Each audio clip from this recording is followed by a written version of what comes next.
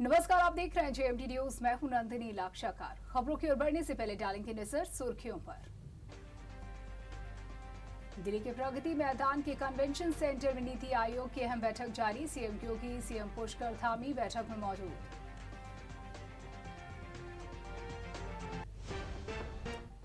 CM योगी ने जनता दर्शन में फरियादियों की समस्याओं को लेकर अधिकारियों को दिए सख्त निर्देश। तहसील, थाना और ब्लॉक पर प्रतिदिन कम से कम 1 घंटा जल्द सुनवाई करने के दिए निर्देश। अखिलेश यादव पहुंचे गोरखपुर। अखिलेश ने कहा, हमारा गठबंधन आगे भी जारी रहेगा। 80 की 80 सीटों पर बीजेपी को हराएंगे। कानपुर की नवनिर्वाचित मेयर प्रमिला पांडे ने शपथ। डिप्टी सीएम ब्रजेश पाठक और विधानसभा अध्यक्ष सतीश महाना शपथ ग्रहण समारोह में हुए शामिल। अयोध्या में शिक्षकों ने शिक्षा के मंदिर में नाबालिग छात्रा के साथ किया दुष्कर्म। पुलिस ने गंभीर धाराओं में दर्ज किया मुकदमा।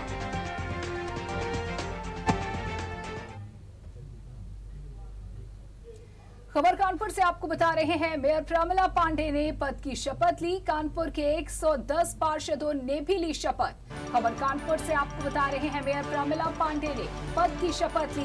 कानपुर के 110 पार्षदों ने भी शपथ ली। शपथ ग्रहण के दौरान गुटबाजी नजर आई। डिप्टी सीएम ब्रजेश पाठक समारोह में मौजूद रहे। विधानसभा अध्यक्ष सतीश महाना भी शपथ ग्रहण समारोह में शामिल हुए।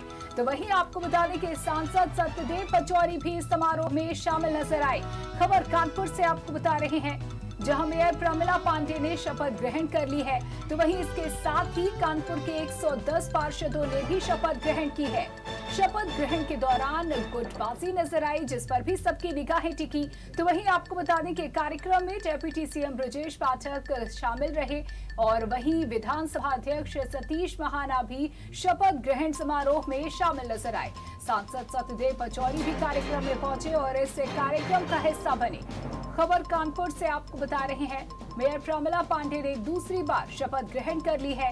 तो वहीं प्रमिला पांडे के साथ 110 पार्षदों ने भी शपथ ग्रहण की। सांसद सत्यदेव पचौरी इस आयोजन में शामिल हुए। तो शपथ ग्रहण समारोह के इस आयोजन में सांसद सत्यदेव पचौरी और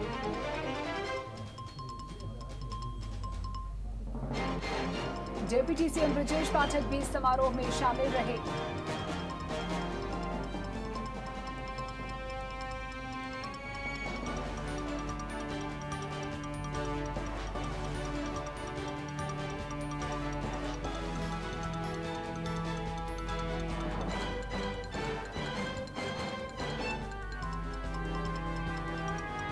तो खबर आपको बता रहे हैं कानपुर से, जहां मेयर प्रमिला पांडे ने पद और गोपनीयता की शपथ ले ली है। इसके साथ ही आपको बता दें कि 110 पार्षदों ने भी शपथ ले ली है।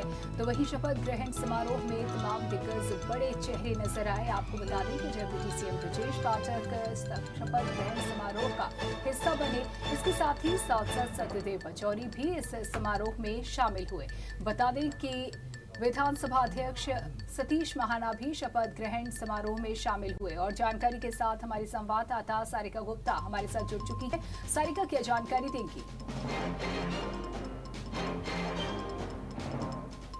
जो हुआ है बीजेपी सरकार में, और ये कार्यक्रम ये था कि पहली बार नगर निगम में जिस तरीके से प्रचंड बहुमत के साथ दूसरी बार टिकट लेकर आई थी भाजपा प्रत्याशी प्रमिला पांडे, उन्होंने जीत दर्ज कराई और आज उनके लिए शपथ ग्रहण जो समारोह था वो आयोजित करा गया था। काफी भव्यता के साथ इसका आयोजन हुआ, लेकिन कहीं न कहीं कुछ कमियां रह जाती हैं और अब जो है भाजपा में दो गुट वो साफ दिखाई देने लगे हैं जी। लगातार जिस तरीके से भाजपा ने अपने उम्मीदवार के नाम की घोषणा करी थी, उसके बाद लगातार कई सवाल उठे थे। विपक्षी ने भी घेरा था भाजपा को और उसके साथ साथ खुद भाजपा के ही जो जनप्रतिनिधि हैं उन्होंने भी कई सवाल खड़े करे थे। और कहीं न कहीं आज वो सारे नजारे जो है दिखा रहा है, ये गुटबाजी स्पष्ट तौर पर दिखाई दे रही थी। माहौल क्या बनता नजर आया? किसी तरह की असहज होने वाली कोई स्थिति तो इस दौरान ही देखी गई? बिल्कुल, देखिए जिस तरीके से शपथ ग्रहण समारोह का समय था और उसके पहले ही पार्षदों के लिए जो मंच तैयार करा गया था, वहां पर सारे पार्षद इकट्ठा हो रहे थे, लेकिन तभी कुछ पार्षद जो विपक्ष दल के और निर्दलीय थे, उनसे भाजपा के पार्षद की कहासुनी हुई। बैठने को लेकर उन्होंने थोड़ी सी झड़प भी हुई दोनों के बीच। और वहीं दूसरी तरफ सतीश महाना के साथ रहने वाले जनप्रतिनिधि है राकेश तिवारी जी, उनसे भी कहा सुनी हुई है। हालांकि उनकी जो कहा सुनी हुई है वो महापौर के बेटे के साथ हुई है, लेकिन उन्होंने भी पूरी बात जो है नहीं रखी है मीडिया के सामने। उन्होंने सिर्फ ये दिखाया है कि सिर्फ हम लोगों की बातचीत हुई। हालांकि दोनों झड़पें हैं, मैं अपने दर्शकों को दिखा रही हूँ कि दोनों झड़प के बाद जो है किस तरीके से उग्र दिखाई दिए हैं जनप्रतिनिधि और पार्षद लोग। हालांकि इस पूरे मोर्चे को जो मेयर है प्रमिला पांडे, उन्होंने संभाल लिया है और उन्होंने मंच से ही खड़े होकर सभी को कहा कि सब लोग शांत हो जाएं, सबकी समस्याएं दूर करी जाएगी और फिलहाल कार्यक्रम पर ही फोकस करें। बिल्कुल, देखिए इस दौरान तस्वीरें बेहद खास आई, जहां अंदाज जो प्रमिला पांडे जी का देखा जाता है कुछ वैसा ही दिलचस्प अंदाज उनका नजर आया। लेकिन एक नारा जो जमकर इस बार गूंजा, क्या कुछ खासियत इस नारे की रही और किस तरीके का माहौल रहा, किस तरीके का समा रहा? बिल्कुल, देखिए ये जो शपथ ग्रहण समारोह था ये पूरे भगवा कलर से लगा हुआ था, भगवा में माहौल था पूरा। और ऐसे में जो अतिथि आए हुए थे, यहाँ तक कि विधानसभा अध्यक्ष सतीश महाना और उत्तर प्रदेश के उप मुख्यमंत्री ब्रजेश पाठक दोनों लोग आए हुए थे, तो लोगों ने जमकर भाजपा सरकार के नारे लगाए, उसके साथ साथ विधानसभा अध्यक्ष के भी नारे लगाए। तो भगवामय माहौल में जो जयकारे गूंजे हैं वो बीजेपी के और जो नेता है उनके गूंजे हैं। तो कहीं ना कहीं ये कहा जा सकता है कि ये जो प्रोग्राम रहा है ये बहुत सफल हुआ है। बिल्कुल, शुक्रिया साइका जुड़ने के लिए, जानकारी देने के लिए। तो खबर आपको बता रहे हैं इस वक्त की, जहां मेयर प्रमिला पांडे ने शपथ ले ली है, पद और गोपनीयता की शपथ मेयर प्रमिला पांडे ले ली। और उनके साथ ही आपको बता दें कि 110 पार्षदों ने भी पद और गोपनीयता की शपथ ली। और इस दौरान आपको बता दें कि विधानसभा अध्यक्ष सतीश महाना, सांसद सत्यदेव पचौरी भी कार्यक्रम में शामिल नजर आए और वो समारोह का हिस्सा बने। तो वहीं आपको बता दें कि डेप्यूटी सीएम ब्रजेश पाठक भी इस समारोह का हिस्सा बने।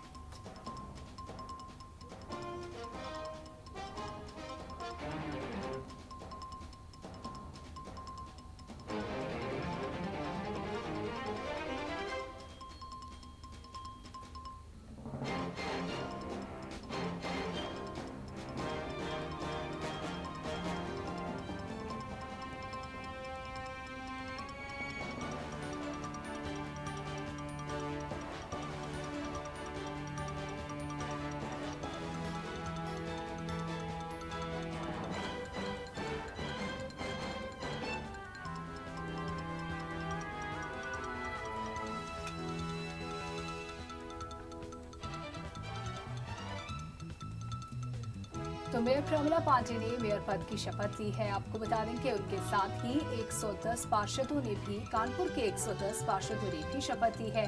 और इस समारोह का हिस्सा डेप्यूटी सीएम ब्रजेश पाठक रहे और विधानसभा अध्यक्ष सतीश महाना, साथ ही सांसद सत्यदेव पचौरी भी कार्यक्रम में शामिल हुए।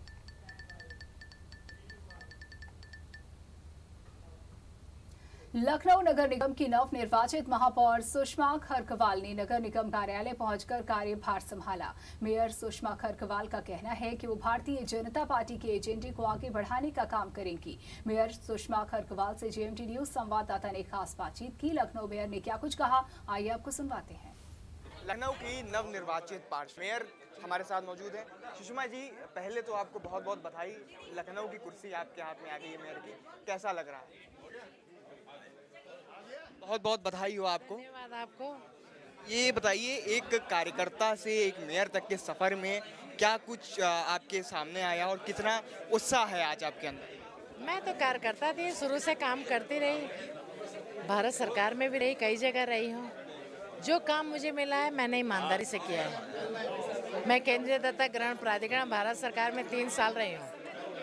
आप उठा के देख लीजिए, जितने बच्चों का जितना ज़्यादा काम हुआ मैंने किया, जिसके लिए मेनका गांधी ने भी कहा कि हाँ बहुत अच्छा काम किया। संगठन ने आपके भरोसा जताया है, मेयर का आपको प्रत्याशी बनाया था और आपने उनके भरोसे पे अपनी कायम भी हुई हैं। अब आगे की कैसी रणनीति रहने वाली, क्योंकि भारतीय जनता पार्टी के पहले भी मेयर रहे, विकास के कार्य के लिए भारतीय जनता पार्टी जानी जाती है। आपके हिसाब से अब किस तरह से विकास कार्य आगे बढ़ेगा?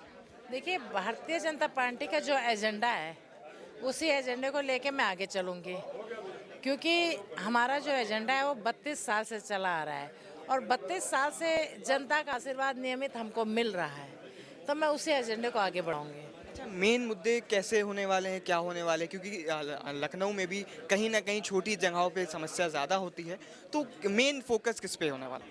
हर समस्या का समाधान है। कोई भी समस्या ऐसी नहीं है जिसका समाधान नहीं होगा। देर सवेर होगा, समाधान होगा।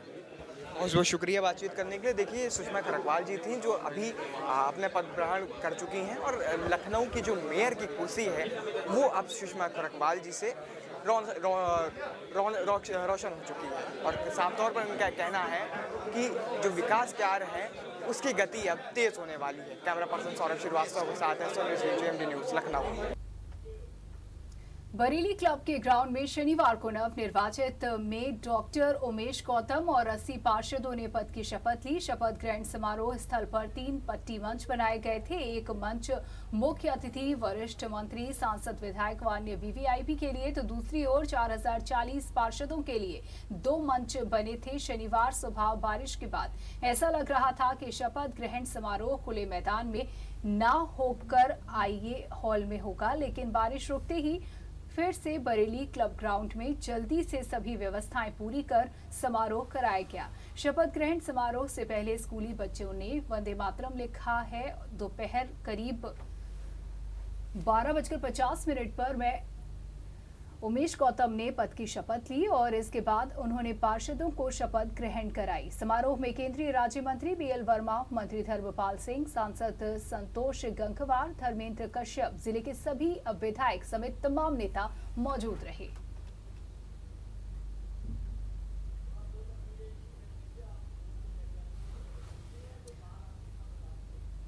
तो 2 तस्वीरें हम आपको दिखा रहे हैं मेयर और पार्षदों का शपथ ग्रहण समारोह। एक तस्वीर में जहां मेयर और पार्षद शपथ लेते नजर आ रहे हैं, तो वहीं दूसरी तरफ लोगों की मौजूदगी, उनकी सहभागिता नजर आ रही है। भारी तादाद में लोग इस शपथ ग्रहण समारोह में पहुंचे। व्यवस्थाएं पूरी तरह से दुरुस्त इस दौरान देखी गई। तो वहीं आपको बता रहे हैं मेयर और पार्षदों ने ये शपथ ली और बरेली के नए मेयर डॉक्टर उमेश गौतम ने शपथ ली, जिसके बाद उन्होंने पार्षदों को शपथ दिलवाई। बता दें कि दोपहर करीब 12:50 पर उमेश गौतम ने शपथ ली और इसके बाद उन्होंने पार्षदों को शपथ ग्रहण करवाई।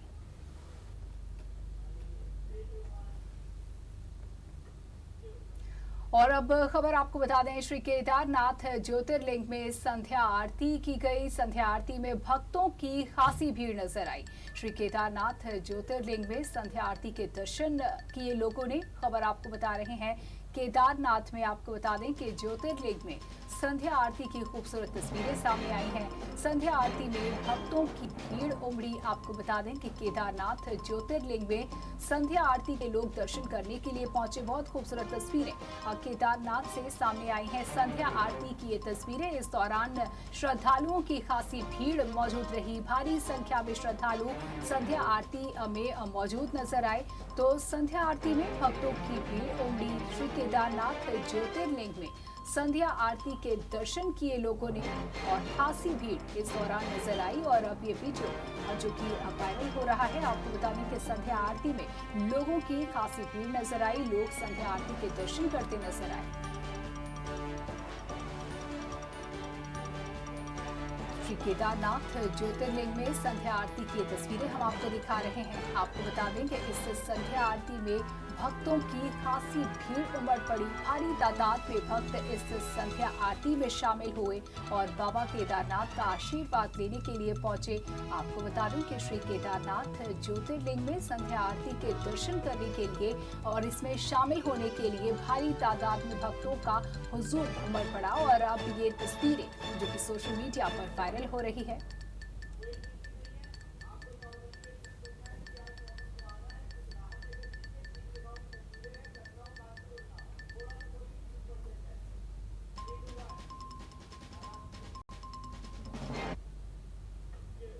तो तो वहीं इसी बीच आपको बता दें कि भीषण गर्मी के बीच हुई बारिश ने लोगों को राहत दी है। आपको तस्वीरें दिखा रहे हैं लखनऊ, कानपुर, उन्नाव की ये तस्वीरें, जहां तेज तपिश के बाद मौसम ने करवट बदली है। तेज आंधी के साथ बारिश हुई है और तस्वीरें हम आपको दिखा रहे हैं तेज हवाओं के चलते, आंधी तूफान के चलते कहीं कहीं अव्यवस्था देखने को मिली। तो वहीं बारिश की वजह से लोगों को हालांकि गर्मी से राहत मिली है।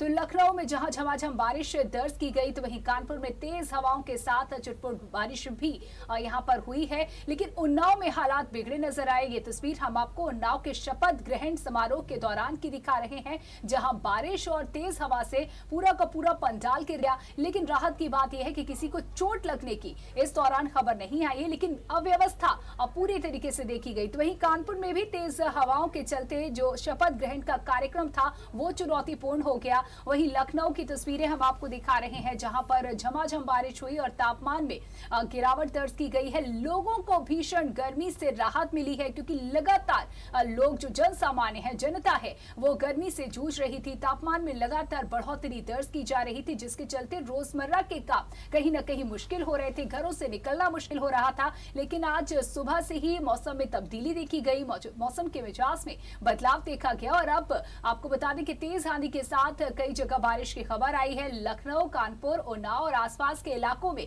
तेज हवा के साथ बारिश की खबर आई है, जिसने लोगों को राहत दी है।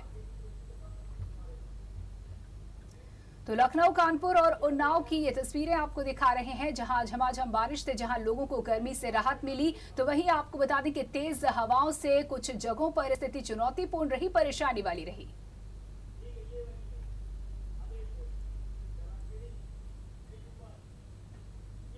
और खबर आपको हमीरपुर से बता दें, जहां हमीरपुर में सड़क हादसा हुआ है। इस हादसे में सिपाही की हुई मौत।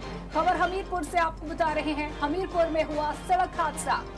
हादसे में सिपाही की मौत हो गई है। ड्यूटी के दौरान अज्ञात वाहन ने सिपाही को मारी टक्कर। गंभीर हालत में सिपाही को अस्पताल में भर्ती कराया गया। तो वहीं इलाज के दौरान सिपाही की मौत हो गई है। अज्ञात वाहन की तलाश में पुलिस जुट गई है। मुखबिर की सूचना पर अपराधी को पकड़ने के लिए जा रहा था सिपाही। तो वहीं मृतक सिपाही सर्वेश थाना सुमेरपुर के फैक्ट्री एरिया चौकी में तैनात था। तो खबर हमीरपुर से आपको बता रहे हैं, हमीरपुर से इस वक्त की यह खबर, जहां हमीरपुर में एक सड़क हादसा हुआ है। इस हादसे में सिपाही की मौत हो गई है। ड्यूटी के दौरान अज्ञात वाहन ने सिपाही को टक्कर मार दी है, जिसके बाद गंभीर हालत में सिपाही को अस्पताल में भर्ती कराया गया था। लेकिन इलाज के दौरान सिपाही ने दम तोड़ दिया। तो वहीं पुलिस इस अज्ञात वाहन की तलाश में जुट गई है। आपको बता दें कि एक मुखबिर की सूचना पर अपराधी को पकड़ने जा रहा था ये सिपाही के हादसे का शिकार हुआ। अज्ञात वाहन ने सिपाही को टक्कर मारी। इस हादसे में सिपाही गंभीर रूप से घायल हुआ, जिसे इलाज के लिए अस्पताल में भर्ती कराया गया। लेकिन इलाज के दौरान ही इस सिपाही ने दम तोड़ दिया। थाना सुमेरपुर के फैक्ट्री एरिया चौकी में सिपाही की तैनाती थी। एक बता दें कि मुखबिर की सूचना पर ये सिपाही एक अपराधी को पकड़ने जा रहा था कि रास्ते में ही हादसे का शिकार हो गया। सड़क का हादसे की चपेट में आया ये सिपाही। एक अज्ञात तेज रफ्तार वाहन ने सिपाही को टक्कर मार दी, जिसमें सिपाही गंभीर रूप से घायल हो गया। तो वहीं पुलिस उस अज्ञात वाहन की तलाश में जुट गई है। तो बता दें कि सिपाही एक अपराधी को पकड़ने जा रहा था। मुखबिर की सूचना पर सिपाही अपराधी को पकड़ने जा रहा था कि उससे पहले ही इस सड़क हादसे का शिकार हो गया। एक अज्ञात वाहन ने सिपाही को जोरदार टक्कर मारी, जिसमें सिपाही गंभीर रूप से घायल हो गया। पुलिस मामले की तफ्तीश में जुट गई है। पुलिस उस अज्ञात वाहन की तलाश में जुट गई है। आपको बता दें कि थाना सुमेरपुर के फैक्ट्री एरिया चौकी में सिपाही की तैनाती थी। तो खबर हमीरपुर से आपको बता रहे हैं, जहां एक सिपाही सड़क हादसे का शिकार हो गया। हमीरपुर में ये सड़क हादसा हुआ और हादसे में सिपाही की मौत हो गई है। ड्यूटी के दौरान अज्ञात वाहन ने सिपाही को मारी टक्कर।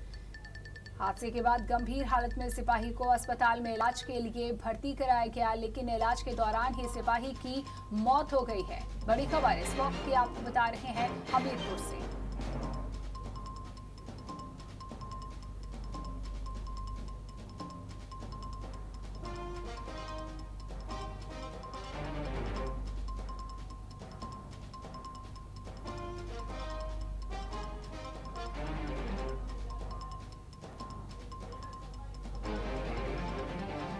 और इस पर जानकारी देने के लिए हमीरपुर से हमारे संवाददाता नीरज शर्मा हमारे साथ जुड़ चुके हैं। नीरज, क्या जानकारी आ रही है इस हादसे पर? जी, बताना चाहेंगे सुमेरपुर इलाके का एसडी एरिया का मामला है। NH 34 पे देखा जा रहा है कि दिन प्रतिदिन रोज एक्सीडेंट होते हैं। इससे कोई भी आज तक ऐसा नहीं हुआ है कि इससे कोई कार्रवाई की गई हो। लगातार ऐसा कोई भी बाकी नहीं होता है जो यहाँ पर एक्सीडेंट ना हो। इसी के देखते हुए एक सिपाही की एक्सीडेंट में मौत हो जाती है, जो ड्यूटी पे था और ड्यूटी वाला रास्ते में एक अज्ञात वाहन ने उसको टक्कर मार दी, उसकी मौत हो गई थी। बिल्कुल, अब तक की जांच में क्या कुछ सामने आया? अज्ञात वाहन की तलाश में जैसा कि पुलिस लगी हुई है, क्या किसी तरह का सुराग लग सका? जैसा कि जब इस संबंध में पुलिस चालक जादू से बात की गई तो उनका कहना है कि ये रास्ते पे कोई अज्ञात वाहन मार गया। CCTV फुटेज के द्वारा उस वाहन की तलाशी की जा रही है। जैसे ही अगर कुछ आता है तो उस वाहन को पकड़ा जाएगा और उस को पोस्टमार्टम के लिए भेजा गया। नीरज, बने रहिएगा हमारे साथ। इसी बीच एक और बड़ी खबर हमीरपुर से आपको बता दें। हमीरपुर की केन नदी में पलटी नाव। खबर हमीरपुर से आपको बता रहे हैं, हमीरपुर की केन नदी में नाव पलट गई है। शव को नदी में प्रवाह करने गए थे सभी लोग। नाव पलटने से आपको बता दें कि नाव में सवार सभी नदी में डूब गए हैं। नाव पलटने का वीडियो भी सामने आया है। सभी लोगों ने नदी में तैरकर अपनी जान बचा ली है। तो ग्रामीणों ने नाव में सवार लोगों की जान बचाई। मौदहा कोतवाली क्षेत्र का ये मामला है। खबर आपको बता रहे हैं हमीरपुर से। हमीरपुर का ये मामला, जहां नाव पलटने का वीडियो सामने आया है। तो हमीरपुर की केन नदी में नाव पलटी है। ये सभी शव को नदी में प्रवाह करने गए थे, तभी हादसे का शिकार हो गए। और हमारे संवाददाता हमीरपुर से नीरज हमारे साथ बने हुए हैं। नीरज, क्या जानकारी इस मामले पर?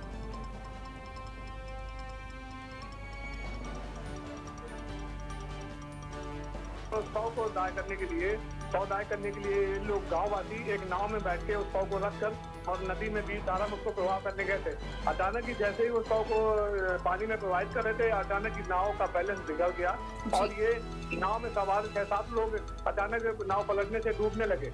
जिसमें से काफी लोग तो तैरने जानते थे, पर एक वक्त डूबने लगा तो उसको सामने उन्हीं लोगों ने बचाकर उसको किनारे लाया। जी बिल्कुल। कुल कितने लोग इसमें सवार बताए जा रहे हैं? किसी की स्थिति गंभीर तो नहीं बताई जा रही? देखा जा रहा है कि 7 से 8 साथ के लोग खड़े लोग वीडियो बना रहे थे। वीडियो वायरल हो गया है और उसके चलते कोई भी हताहत नहीं हुआ है। जी शुक्रिया नीरज जानकारी देने के लिए। तो खबर आपको बता रहे हैं हमीरपुर से, जहां हमीरपुर केन नदी में एक नाव के पलटने का वीडियो वायरल हो रहा है। वीडियो हम आपको दिखा रहे हैं किस तरीके से नाव असंतुलित होती है और एक एक कर लोग उसमें गिरने लगते हैं, नदी में गिरने लगते हैं। जिसके बाद बता दें कि किसी तरह तैर कर लोगों ने अपनी जान बचाई। तो जिन्हें तैरना नहीं आता था उन्हें ग्रामीणों ने किसी तरह नदी से बाहर निकाला और उनकी जान बचाई जा सकी।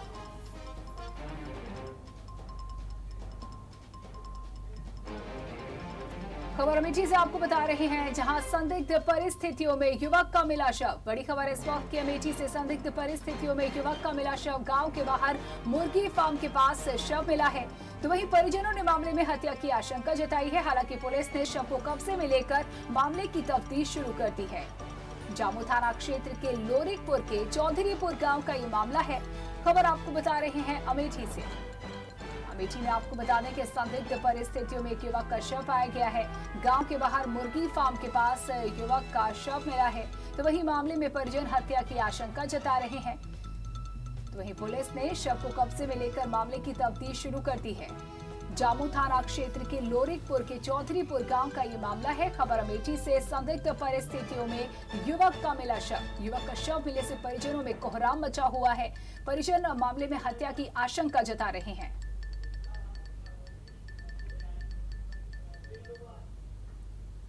और इसी के साथ फिलहाल इस बुलेटिन में इतना ही। देखते रहिए JMT न्यूज़।